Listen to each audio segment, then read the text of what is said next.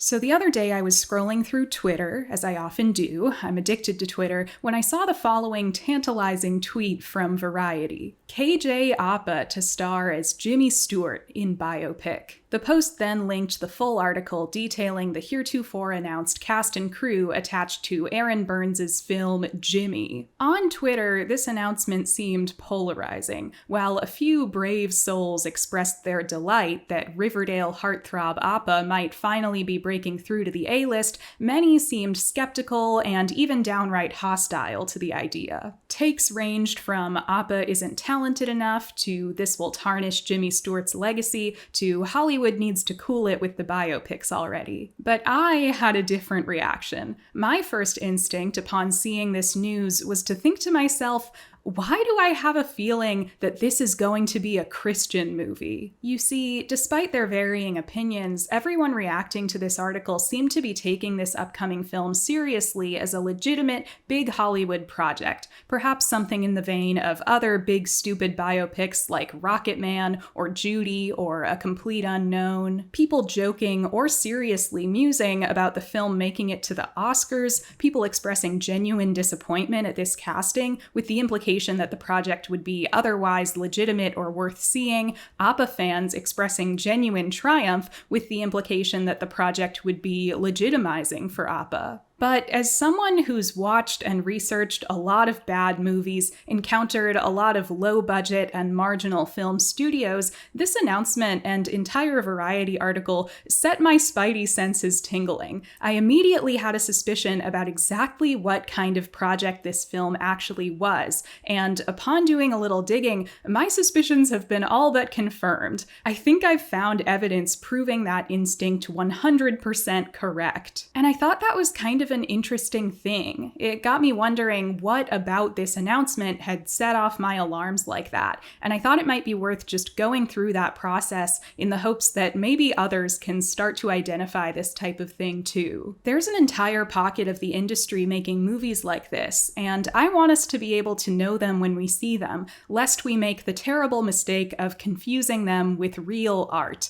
Sorry, let's do this. First off, I guess I should tell you what the very first red flag was for me. To be honest, it was KJ Apa himself. I have nothing against KJ Apa. I enjoyed Riverdale for the Twin Peaks by way of less talented John Waters that it was as much as the next gal, and I don't really have an opinion one way or the other on the quality of his acting. So I truly mean no ill will when I say that I know two things about KJ Apa. One, he is a Christian and has acted in at least one explicitly Christian faith-based film, and two, he is not that famous of an actor. Again, I mean that in a neutral sense, but it's just a fact that KJ Apa is not A-list. He's still mostly kicking around in B-movies that go direct to streaming. Typically, when a big studio biopic is announced, the casting of the lead or leads is an extremely hot topic, and unless a studio decides to cast, for lack of a better phrase, a complete unknown,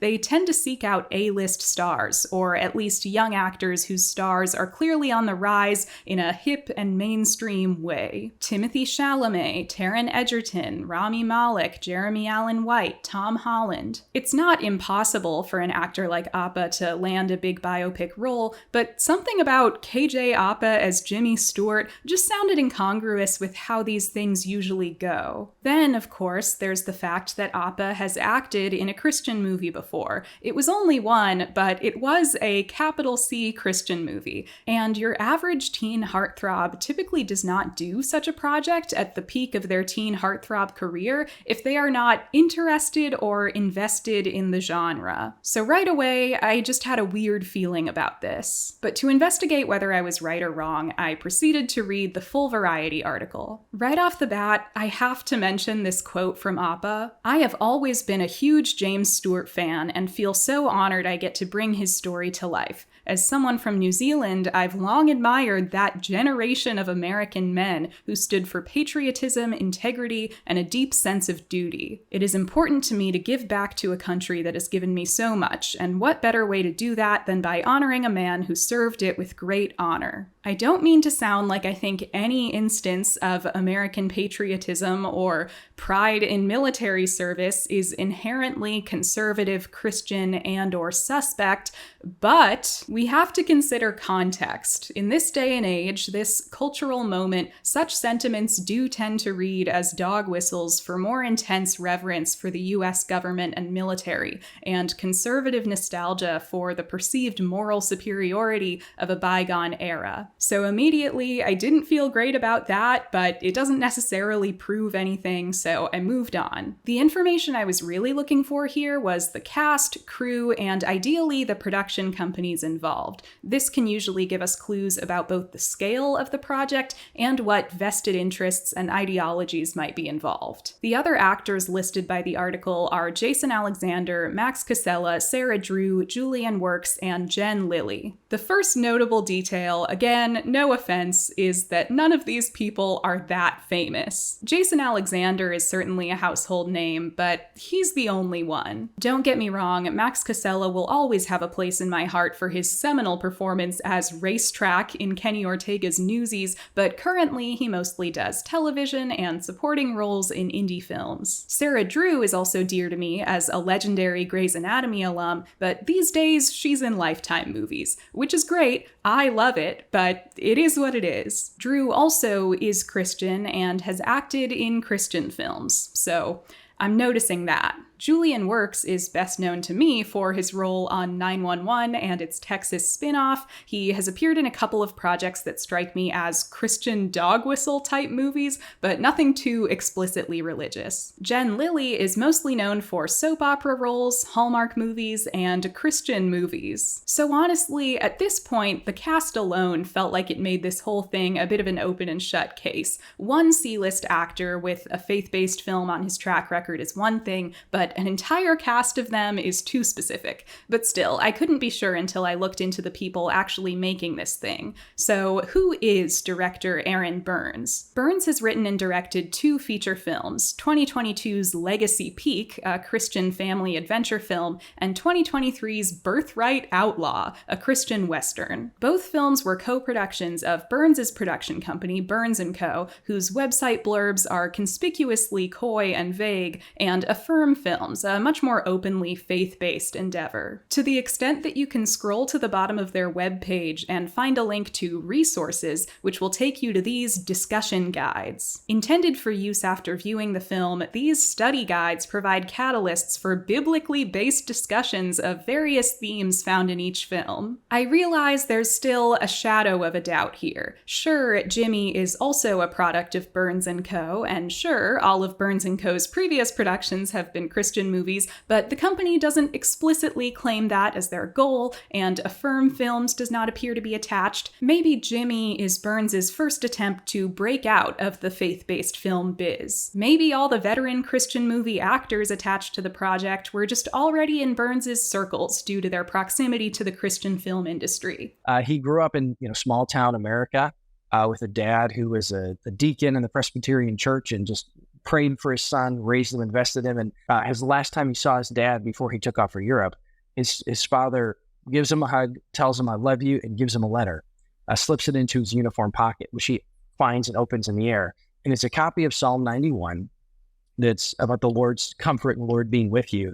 And his dad said, "I have confidence and I will be praying for you the whole time you're away, that God will be with you and you'll make it home safely." But in my opinion, considering all this context, there's a pretty good chance that Jimmy is not going to be a neutral film about the life of Jimmy Stewart. I have reason to believe that this will be, at best, a conservative Christian coded film attempting to exploit the fact that Stewart was a staunch Republican for the purposes of modern political propaganda. The good news is that film buffs and old Hollywood lovers need not fret about this project. Films like this exist in an entirely unique category of cinema whose content is frankly not worthy of good faith engagement, no pun intended, from serious people. The entire project will probably fade into obscurity the moment it's dumped directly to VOD. Remember that Dennis Quaid Ronald Reagan biopic? Yeah, it's kind of like that. The bad news is for KJ Apa fans. I wouldn't rejoice so quickly about this one. It's probably only going to make him look bad in some way or another. Don't let it get you down.